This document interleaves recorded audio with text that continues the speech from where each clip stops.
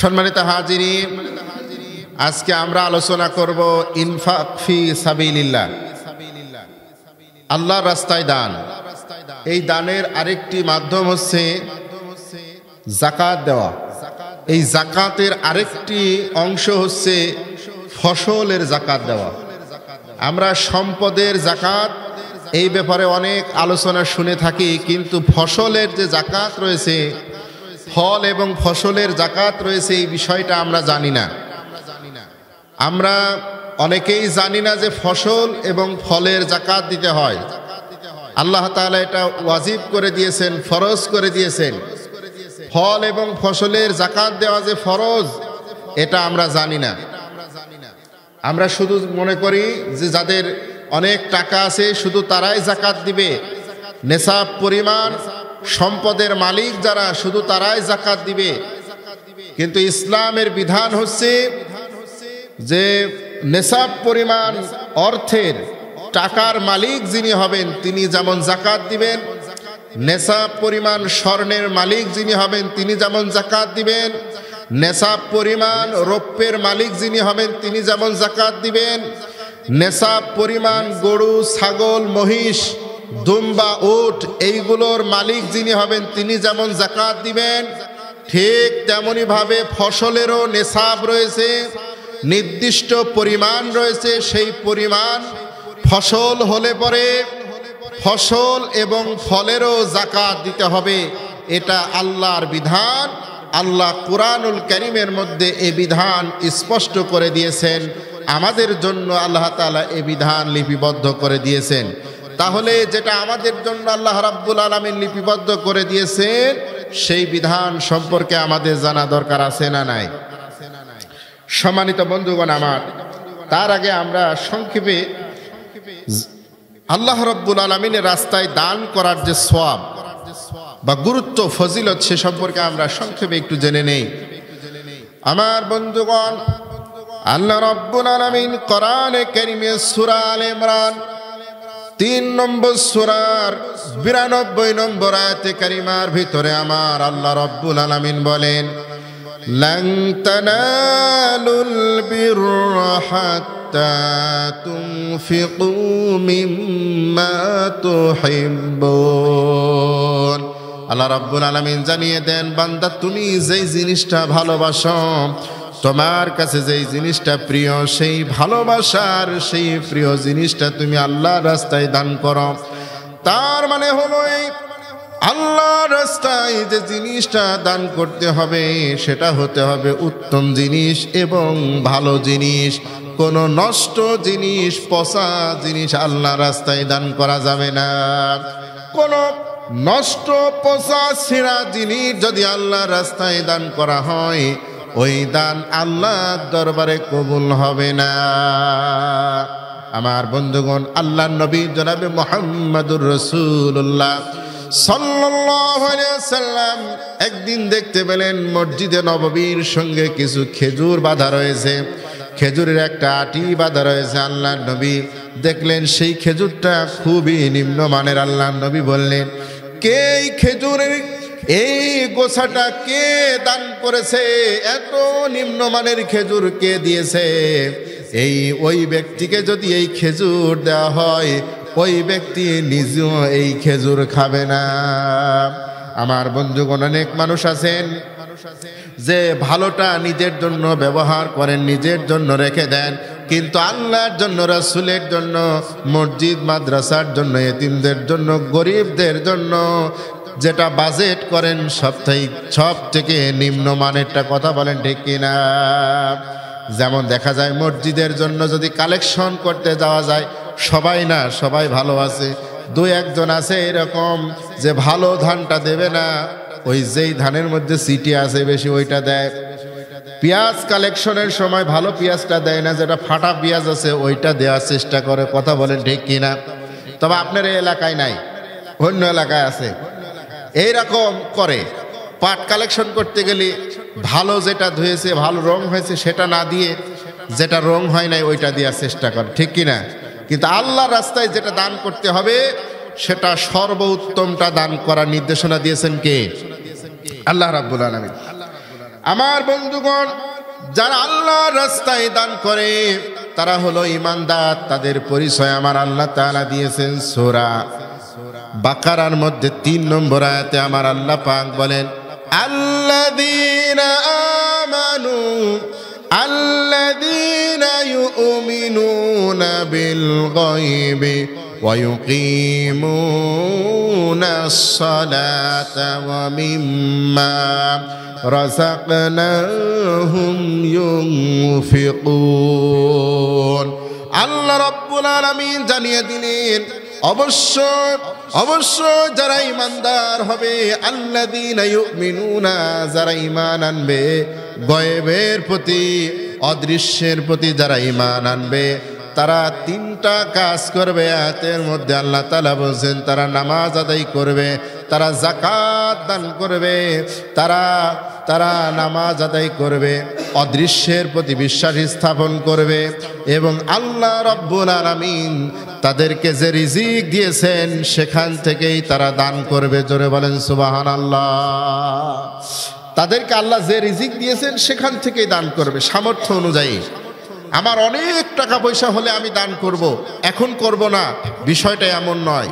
সর্ব অবস্থায় দান করতে হবে, সর্ব অবস্থায়, সে সুখের সময় হোক আর দুঃখের সময় হোক, সচ্ছলতার সময় হোক আর অসচ্ছলতার সময় হোক, সব সময় দানের নির্দেশনা দিয়েছেন কে? আমার বন্ধুগণ, আল্লাহ রাব্বুল আলামিন সূরা আল ইমরান 134 নম্বর আয়াতে কারিমার ভিতরে আমার আল্লাহ তাআলা জানায় দিলেন, আল্লাযীনা ইউনফিকুনা ফিস সাররাই ওয়াদ দাররাই ওয়াল কাযিমিনাল গায়যা ওয়াল আফিনা আনিন নাস। চিৎকার দিয়ে বলেন না আল্লাহু আকবার। আল্লাহ রাব্বুল আলামিন বলছেন 4 শ্রেণীর মানুষ হলো মুহসিন, আর আমি এই মুহসিনদেরকে ভালোবাসি। এই 4 শ্রেণীর মানুষ তারা হচ্ছে যারা সচ্ছলতায় এবং অসচ্ছলতায় অভাবে, এবং যখন সম্পদ থাকে তখন যারা আল্লাহর রাস্তায় দান করে, এবং যারা তাদের রাগকে নিয়ন্ত্রণ করে, এবং মানুষকে যারা ক্ষমা করে দেয়, আমি আল্লাহ রাব্বুল আলামিন তাদেরকে ভালোবাসি। জোরে বলেন সুবহানাল্লাহ। এইগুলো হচ্ছে আল্লাহর মুহসিন বান্দাদের গুণাবলী। সচ্ছলতায় এবং অসচ্ছলতায় তখন দান করে। পকেটে 2 টাকা থাকলেও দান করে, পকেটে 2000 টাকা থাকলেও দান করে, সবসময় দান করে।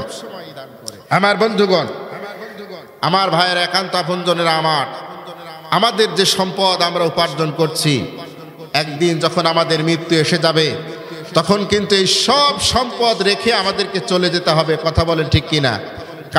কাপড়ের কোনো পকেট আছে? কাফনের কোনো পকেট আছে? কোনো পকেট নাই, সব সম্পদ রেখে যেতে হবে। তাহলে আমাদের কি অবশ্যই ওই মৃত্যুর পূর্বে আমাদের সম্পদ থেকে দান করতে হবে, ঠিক কিনা? কারণ মৃত্যুর পরে ওই সম্পদে আমার আর কোনো কর্তৃত্ব থাকবে না, ঠিক কিনা বলেন?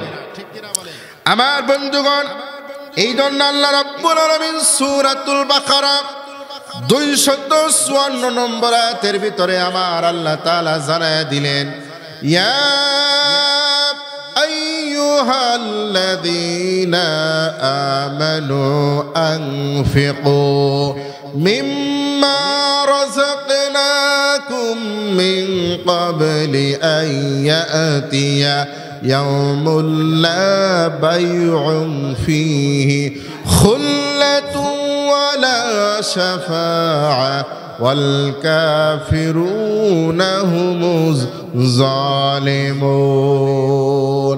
আল্লাহ রাব্বুল আলামিন সূরাতুল বাকারা 254 নম্বর আয়াতের মধ্যে আমার আল্লাহ তাআলা জানায় দিলেন, হে ঈমানদারেরা, পৃথিবীতে তোমরা যারা ঈমান এনেছো তোমরা শুনে রাখো, তোমরা আমার রাস্তায় দান করো। ওই দিন আসার পূর্বে, যেই দিন আর কোনো বেচা কিনা চলবে না, আর কোনো কিছু বিক্রয় করা হবে না, ক্রয়ও করা হবে না। মুফাসসিরিন ইকরামরা বলছেন ওই দিন হলো, ওই দিন দুনিয়াতে ওই দিন হলো মৃত্যুর দিন। মৃত্যু হয়ে গেলে মানুষকে আর বেচা কিনা করতে পারবে? আর পরকালে হলো আখেরাত।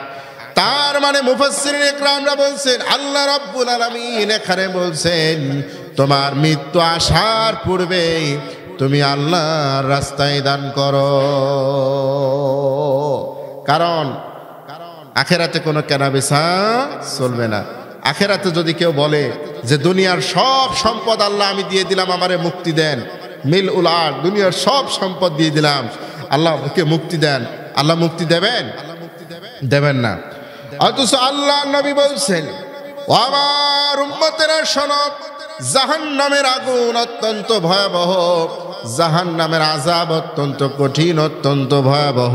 তোমরা ওই জাহান্নামের আযাব থেকে যদি বাঁচতে চাও, একটি খেজুর দান করে হলেও জাহান্নামের আগুন থেকে রক্ষা করো। জাহান্নামের আগুন থেকে নিজেকে রক্ষা করো একটি খেজুর দান করে হলেও। যদি তোমার কাছে সুযোগ আছে একটি খেজুর দিয়ে তুমি জাহান্নামের আগুন থেকে বাঁচার, তোমার কাছে যদি সুযোগ আসে তাহলে তুমি দান করে দাও। আমার বন্ধুগণ, একান্ত আপনজনে আমরা দুই হাত খুলে দান করব। যখন দান করব, এই দানের ভিতরে কোনো একটা দান যদি আল্লাহর দরবারে কবুল হয়ে যায়, ওটাই আপনার আমার নাজাতের ওসিলা হয়ে যাবে। জোরে বলেন সুবহানাল্লাহ। আমার বন্ধুগণ, আল্লাহর রাস্তায় যারা দান করবে, আমার আল্লাহর পথে যারা ব্যয় করবে, আমার আল্লাহর পথে যারা যে পরিমাণ ব্যয় করবে, আল্লাহ তাআলা ওই দানকে 10 গুণ বৃদ্ধি করে সওয়াব দিয়ে দিবেন। জোরে বলেন সুবহানাল্লাহ। আল্লাহ তাআলা সূরা আনআম 130 নম্বর আয়াতে আমার আল্লাহ তাআলা বলেন, মান জাআ বিল হাসানাতি ফালাহু আশরু আমসালিহা।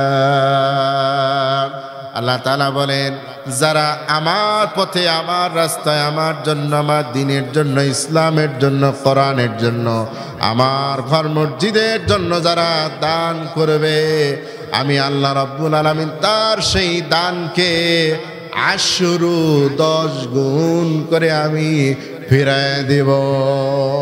সুবহানাল্লাহ। কয় গুণ বলেন? 10 গুণ। তার মানে আল্লাহর রাস্তায় যদি কেউ দান করে, তাহলে দেখেন আল্লাহর রাস্তায় দান করলে সম্পদ কখনো কমে না। কারণ আল্লাহই বলছেন আমি 10 গুণ করে ফিরাই দেব। কয় গুণ? 10 গুণ হয়ে আপনার কাছে ফিরে আসবে। আর সবচেয়ে বড় কথা হচ্ছে এই দান করা মানে সঞ্চয় করা, আখেরাতের ব্যাংকে সঞ্চয়। আখেরাতে যে দেখব যে আমার সেই দানকে আল্লাহ 10 গুণ বৃদ্ধি করে, 10 গুণ বৃদ্ধি করে আল্লাহ পাক সেই অনুযায়ী আল্লাহ রাব্বুল আলামিন আমার জন্য জাযা খায়ের উত্তম প্রতিদান আল্লাহ তাআলা রেখে দিয়েছেন। জোরে বলেন সুবহানাল্লাহ।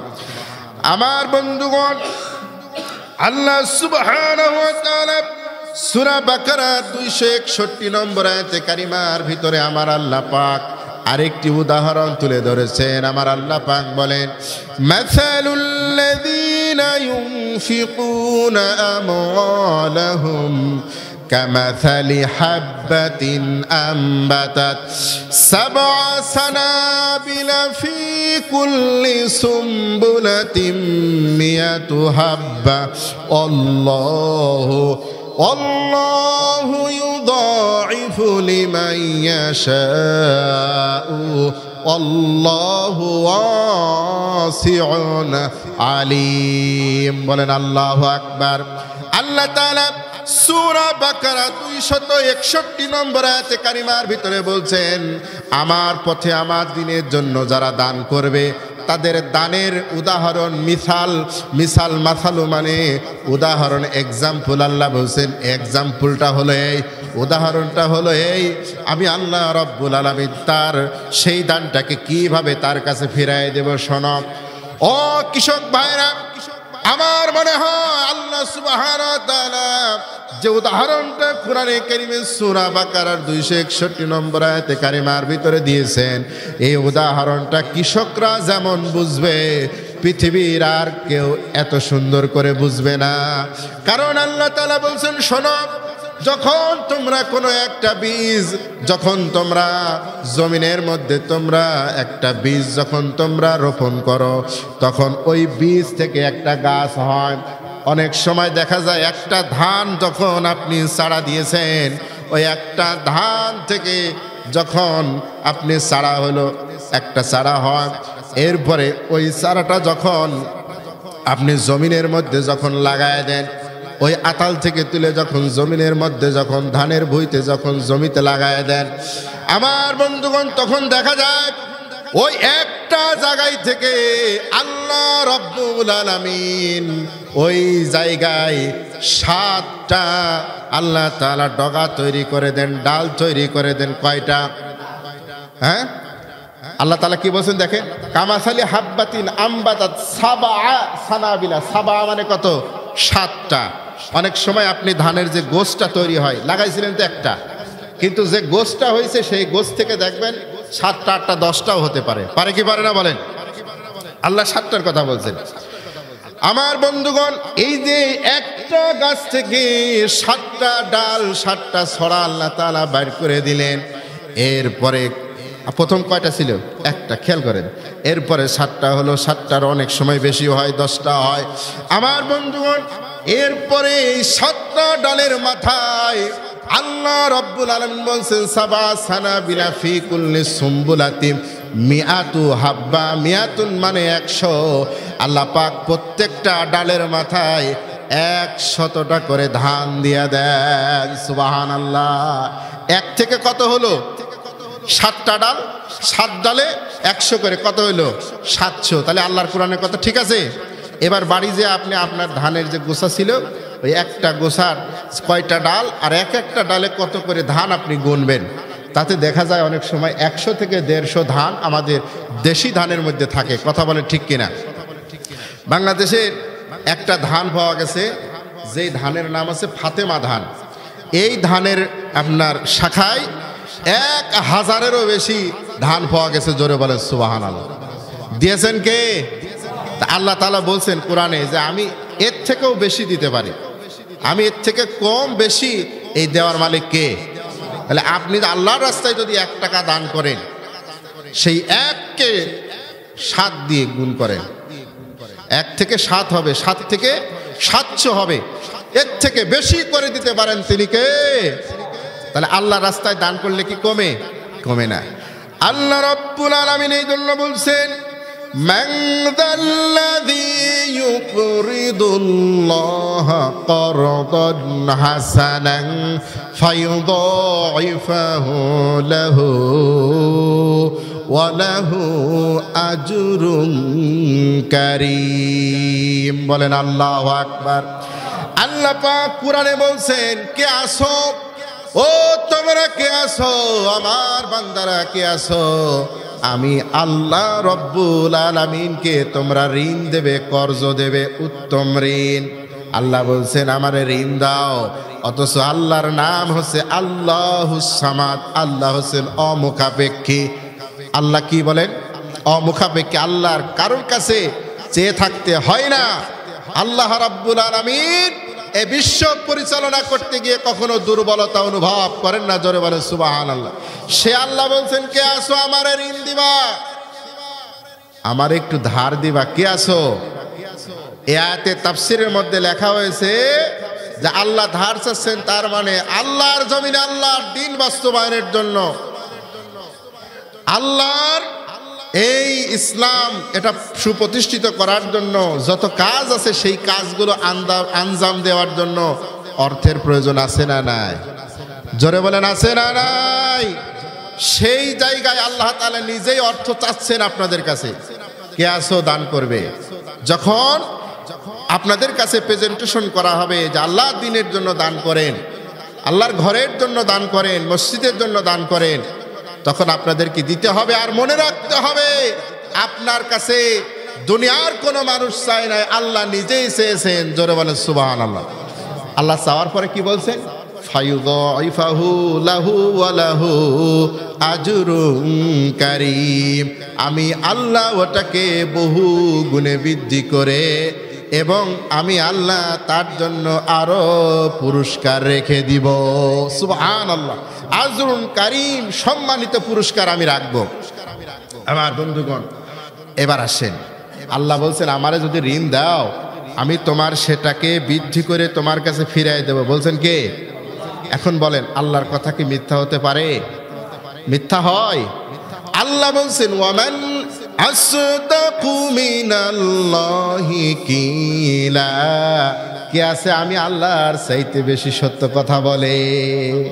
এরপরে আল্লাহ তাআলা বলছেন ইন্নাল্লাহা লা ইউখলিফুল মিয়াদ, আল্লাহ তাআলা কখনো ওয়াদা খেলাপ করেন না। বলছেন আমি দেব, বেশি করে দেব। প্রথম বলছে আল্লাহ 10 গুণ করে দিবেন, তারপরে কোরআনের আয়াত দিয়ে বলছি 10 গুণ দিবেন, তারপরে বলছি আপনার ওটাকে আল্লাহ 700 গুণ করে দিবেন, তারপরে বলছি যে আল্লাহ তাআলা আপনাকে ওটা বৃদ্ধি করে এর সাথে আল্লাহ তাআলা আপনাকে সম্মানজনক পুরস্কার দান করবেন। এটা কেন দিবেন? যদি আল্লাহর রাস্তায় আমরা ব্যয় করি। কতটুকু করি? কতটুকু? আল্লাহ যা দিয়েছেন, সূরা বাকারা 3 নম্বর আয়াত, অমিম্মা রাযাকনাহুম ইউনফিকুন, আল্লাহ আমাদের যা রিজিক দিয়েছেন, যা দিয়েছেন, কারোর 5,000 টাকা আয় মাসে, কারোর 50,000 টাকা, কারোর 5 লাখ, কারোর 5 কোটি, ঠিক কিনা? যার যা আছে তার থেকে সে সামর্থ্য অনুযায়ী আল্লাহর রাস্তায় দিবে।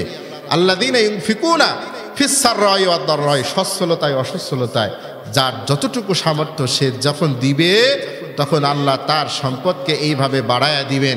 জোরে বলেন সুবহানাল্লাহ। আমার বন্ধুগণ, একান্ত আপনজনেরা আমার, এরপরে আমরা একটি হাদিসের মধ্যে আল্লাহ রাব্বুল আলামিন বলছেন, দেখেন কোন হাদিসের মধ্যে যদি আল্লাহ তাআলা বলেন এই কথা উল্লেখ থাকে, সেই হাদিসটা হচ্ছে হাদিসে কুদসি। সুবহানাল্লাহ। আল্লাহ নবীর লক্ষ লক্ষ হাদিস আছে, কিন্তু হাদিসে কুদসির সংখ্যা খুব কম, মাত্র 150-200 হাদিস হাদিসে কুদসি। এই হাদিসে কুদসির ভিতরে আল্লাহ রাব্বুল আলামিন বলছেন, হযরত আবু হুরায়রা রাদিয়াল্লাহু তাআলা বর্ণনা করছেন, বিশ্বনবী বলেন আল্লাহ রাব্বুল আলামিন বলেছেন, ক্বাল আল্লাহু আনফিক ইয়া আবনা আদম আনফিক আলাইক, আল্লাহ বলেন হে বনি আদম তুমি দান করো, হে বনি আদম তুমি দান করো। জোরে বলেন সুবহানাল্লাহ। আল্লাহ বনি আদমকে ডাক দিয়ে বলছেন দান করো।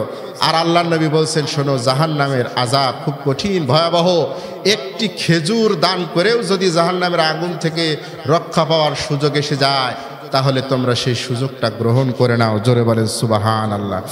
আমার বন্ধুগণ, আমি আপনাদের কাছে আরেকটি কথা বলবো, সেটা হচ্ছে এই যে আমাদের জন্য আল্লাহ রাব্বুল আলামিন একটা বিধান করে দিয়েছেন, সেটা হচ্ছে যাকাত। এই যাকাতের আলোচনা বেশি হয় হচ্ছে রমজান মাসে। কি মাসে? কিন্তু যাকাত দেওয়ার কিন্তু নির্ধারিত কোনো মাস নাই। আপনারা কি এটা জানেন? যাকাত দেওয়ার নির্ধারিত কোনো মাস নাই। রমজান মাসে রোজা রাখতে হয়, কিন্তু যাকাত দেওয়ার কি কোনো মাস আছে? নির্ধারিত কোনো মাস নাই।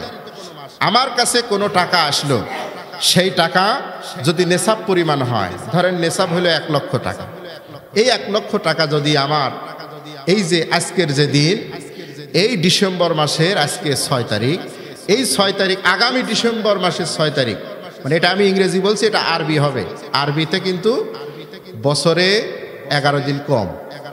তাহলে আপনি যদি ইংরেজি মাস ধরে দেন তাহলে 33 বছরে আপনার জীবন থেকে কিন্তু অনেক দিন কেটে যাবে। যাই হোক, সম্মানিত হাজিরিন, একান্ত আপনজনেরা আমার, আমি যে কথা বলছিলাম যে এই যে যাকাত, এই যাকাত 1 বছর পরে আমি হিসাব করব যে আমার এই সম্পদটা সেই নেশাব পরিমাণ আছে কিনা। এর মাঝখানে কমে গেছে, আবার বাড়েছে, কমেছে, বাড়েছে। 1 বছর পরে যদি আমার সেই 1 লক্ষ টাকা থাকে তাহলে সেখান থেকে আমাকে কি করতে হবে? শতকরা 2.5 টাকা যাকাত দিতে হবে। এটা হচ্ছে টাকার হিসাব। এরপরে স্বর্ণের হিসাব আছে, রৌপ্যের হিসাব আছে, ছাগল এবং গরুর হিসাব আছে, উট দুম্বা এগুলোরও হিসাব আছে, ব্যবসায়িক মালেরও হিসাব আছে। আরেকটি হিসাব আল্লাহ তাআলা স্পষ্ট করে কোরআনের ভিতরে বলেছেন, সেটা হচ্ছে ফল ফসল, ফল এবং ফসল, ফলমূল যেগুলো হয় এইগুলোরও যাকাত আছে। যেমন আঙ্গুর, বেদানা, ডালিম এইগুলোর যেমন যাকাত আছে, ঠিক আমাদের দেশে কি হয়? ধান হয়, গম হয়, ভুট্টা হয়, যে ফসলই হোক না কেন এইগুলোরও যাকাত আছে। তো আল্লাহ রাব্বুল আলামিন বলছেন যে যারা যাকাত দেবে তাদের সম্পদ আমি আল্লাহ বৃদ্ধি করে দেবো। জোরে বলেন সুবহানাল্লাহ। যাকাত শব্দের 2টা অর্থ, একটা অর্থ হচ্ছে বৃদ্ধি হওয়া, প্রবৃদ্ধি হওয়া, আরেকটা অর্থ হচ্ছে যে পরিশুদ্ধ করা। আরেকটা শব্দের অর্থ হচ্ছে পরিশুদ্ধ হওয়া। তার মানে জাকাত ওই সম্পদকে পরিশুদ্ধ করে। যদি কেউ তার সম্পদ থেকে জাকাত না দেয়, জাকাত ফরজ হওয়ার পরেও, তাহলে তার পুরা সম্পদ হারাম হয়ে যাবে। আর জাকাত যখন দেবে, দেওয়ার পরে অনেক সময় দেখা যাবে যে আমার সম্পদ থেকে কিছু তো চলে গেল, কিন্তু আল্লাহ বলছেন জাকাত দিলে আমি ওই সম্পদকে আমি আরো বাড়ায় দিই। জোরে বলেন সুবহানাল্লাহ। তো এখন আমাদের যে ফসলের যে জাকাত আছে, সেই জাকাতের বিধানটা আসলে কি কুরআন এবং হাদিসে আছে কিনা? কুরআনুল কারীমের সূরা আনাম 141 নম্বর আয়াত আল্লাহ তাআলা বলেন, কুলু মিন সামারাতি ইযা আসমারা ওয়া আতু হাক্কাহু ইয়াউমা হাসাদি ওয়ালা তুসরিফু ইন্নাহু লা ইউহিব্বুল মুসরিফিন। আল্লাহ রাব্বুল আলামিন সূরা আনাম 141 নম্বর আয়াতের মধ্যে বলছেন, আমি তোমাদেরকে যে ফলমূল ফল ফসল আমি তোমাদেরকে যা দান করেছি, ওইটা যখন তোমরা আরোহণ করবা, ওইটা যখন তোমরা আহরণ করবা, ওইটা যখন তোমরা সংগ্রহ করবা, ওইটা যখন মাঠ থেকে কেটে বাড়িতে নিয়ে আসবা, ওইটা যখন তোমরা তোমাদের বতরের সময় হবে, ওই সময়ে তোমরা তোমাদের ওই ফসল থেকে ওয়া আতু হাক্কাহু তোমরা সেটার হক আদায় করবে। সেটার কি আদায় করবে? হক আদায় করবে। এখানে মুফাসসিরিন ইকরামরা বলছেন যে ওইটার যাকাত দিতে হবে, মানে সদাকা করতে হবে। সেই সদাকার একটা পরিমাণ হাদিসের মধ্যে এসেছে। সম্মানিত হাজিরিন, রাসূল করিম সাল্লাল্লাহু আলাইহি সাল্লাম বলছেন সেই পরিমাণটা হচ্ছে খামসাতু উসুকিন সাদাকা। তোমরা তোমাদের ফসলের 5 ওয়াসাক যদি হয় তাহলে তোমরা সেটার সদাকা করবে। 5 ওয়াসাক, এটাকে আরবির যে পরিমাণ আছে সেই পরিমাণ দিয়ে গুণ করলে হয় 18 মণ 300 গ্রাম। আমাদের যারা উলামায়ে কেরাম আছেন তারা বলছেন যে এটা হচ্ছে 20 মণ। কয় মণ? 20 মণ।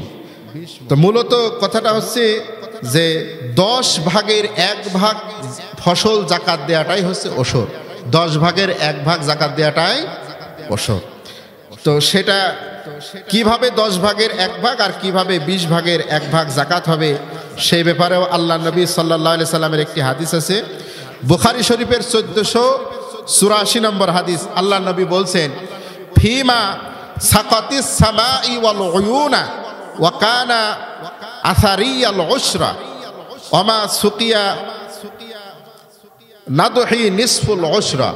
আল্লাহ নবী সাল্লাল্লাহু আলাইহি ওয়াসাল্লাম বলছেন যে আল্লাহ রাব্বুল আলামিন যদি আসমান থেকে বৃষ্টি বর্ষণ করেন, আর যদি সেখানে ঝর্ণার কোনো ধারা প্রবাহিত থাকে, ঝর্ণা ধারা প্রবাহিত থাকে, এই ঝর্ণার পানি আর বৃষ্টির পানির সাহায্যে যদি তোমরা কোনো ফসল উৎপাদন করো, তার মানে আপনি ধান লাগাইছেন, গম বুনে দিয়েছেন, পাট বুনেছেন, এরপরে আপনার আর কোনো সেচ দেওয়া লাগে নাই, কোনো ওষুধ দেওয়া লাগে নাই, কোনো কীটনাশক দেওয়া লাগে নাই, কোনো খরচ আপনার করা লাগে নাই, তাহলে ওই সম্পদ যদি 10 মণ আপনার ঘরে আসে, 10 ভাগের 1 ভাগ, 10 ভাগের কয় ভাগ?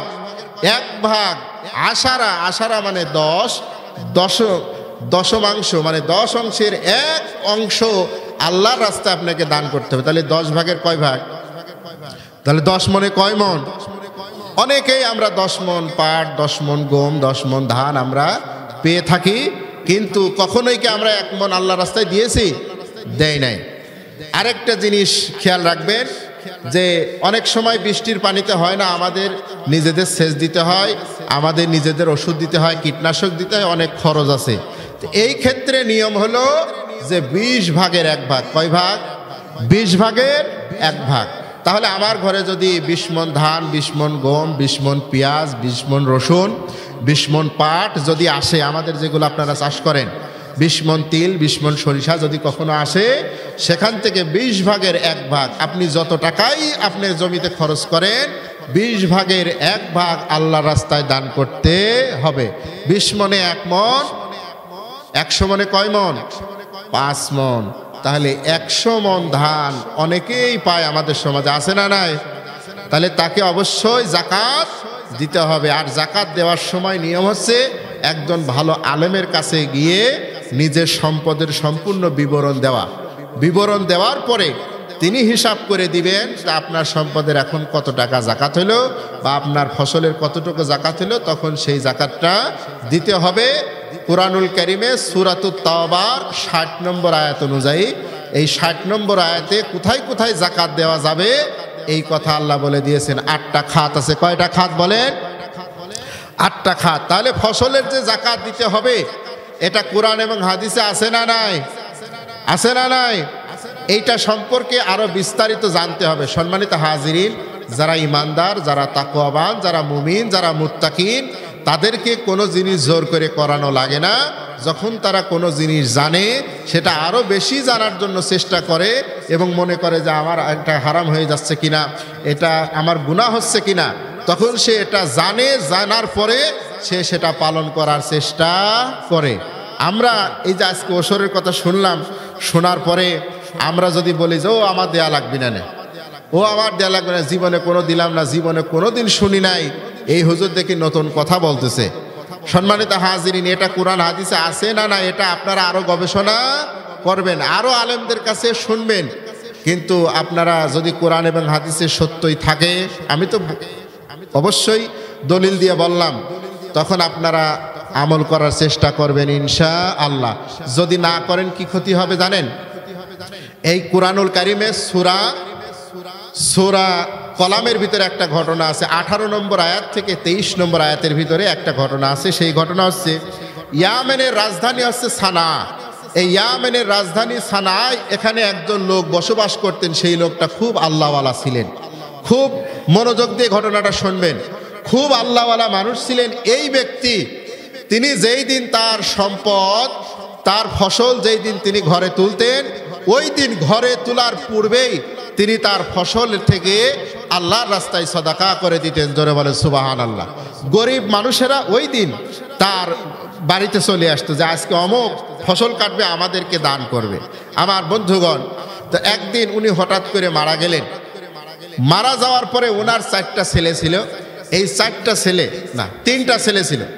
এই 3টা ছেলে ওনারা পরামর্শ করলেন, আসলে আব্বা যে এই যে বছর বছর এই কাজটা করতেন, এই যে ধান পান এইগুলো নিয়ে এসে মানুষকে যে এইভাবে দিতেন, তা আমরা তো হিসাব করে দেখতেছি যে এই পরিমাণটা অনেক, এত টাকা, এত পয়সা, এত ধান চাল এইভাবে যে মানুষকে দিয়ে দিতেন, এইটা আমরা আর দেব না, এটা আমরা কি করব না, দেব না। তখন তারা চিন্তা করলেন যে আমরা যদি ধান, আমরা যদি গম, আমরা যদি ওই সরিষা কেটে বাড়িতে নিয়ে আসি, আমরা দিই আর না দেই, প্রতি বছর তো আব্বা দিতেন, যার কারণে গ্রামের মানুষের কাছে প্রচলন আছে, তারা আমাদের বাড়িতে চলে আসবে।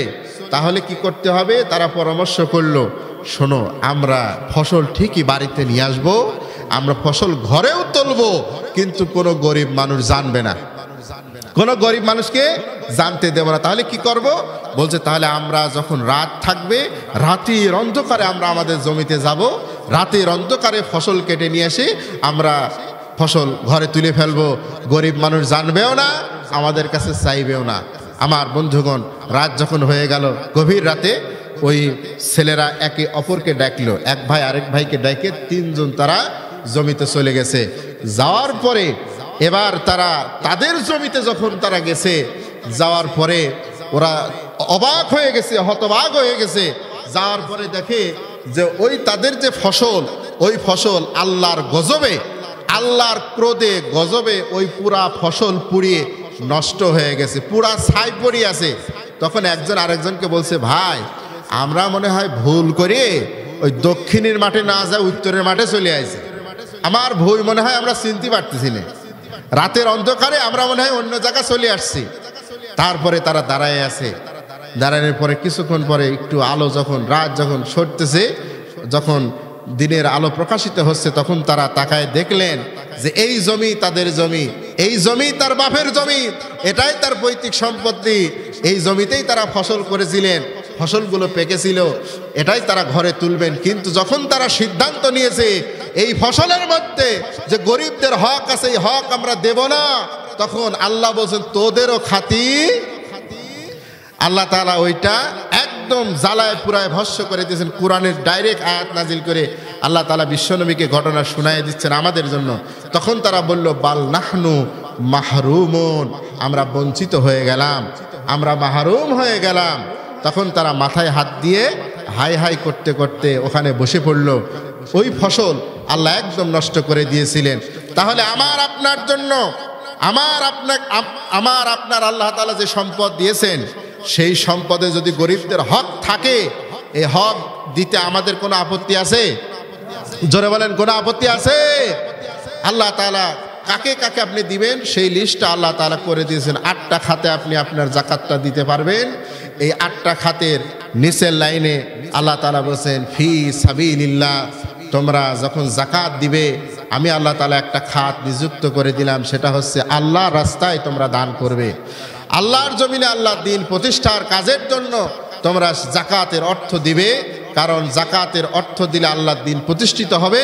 আল্লাহর দ্বীন যদি প্রতিষ্ঠিত হয় তাহলে রাষ্ট্রীয়ভাবে যারা যাকাত দেওয়ার সামর্থ্যবান ব্যক্তি আছে, রাষ্ট্র তাদের কাছ থেকে জোর করে হলো যাকাত নিবে। ঠিক কিনা বলেন? আমাদের দেশে কি এখন জোর করে কারো কাছ থেকে যাকাত নেওয়া হয়? স্বেচ্ছায় কেউ দিলে দেয়, না দিলে না দেয়। তো স্বেচ্ছায় যখন দেয় তখন কিছু কিছু মানুষ টাকা পয়সা দেয়, আর কিছু কিছু মানুষ লুঙ্গি আর শাড়ি দেয়। যে জিনিসটা দেয় ওটা অচল জিনিস, কথা কন ঠিক কিনা? একদম নিম্নমানের জিনিস দেয়। আবার অনেক টাকা পয়সাওয়ালা মানুষ আছে তারা যাকাতই দেয় না। ঠিক কিনা বলেন? আল্লাহ নবীর খলিফা হযরত আবু বকর রাদিয়াল্লাহু তাআলা বলেছেন, যারা যাকাত দিতে অস্বীকার করবে তারা যেন আল্লাহ রাসূল আর হযরত আবু বকরের সঙ্গে জিহাদের জন্য প্রস্তুতি নেয়, যুদ্ধের জন্য প্রস্তুতি নেয়। সম্মানিত হাজিরিন, তাহলে যাকাত দেওয়ার যতগুলো খাত আছে তার মধ্যে একটা গুরুত্বপূর্ণ খাত হলো কি? আল্লাহ রাস্তায় দান করা। আমার বন্ধুগণ, আমাদের আলোচনা আমরা এখানেই শেষ করছি।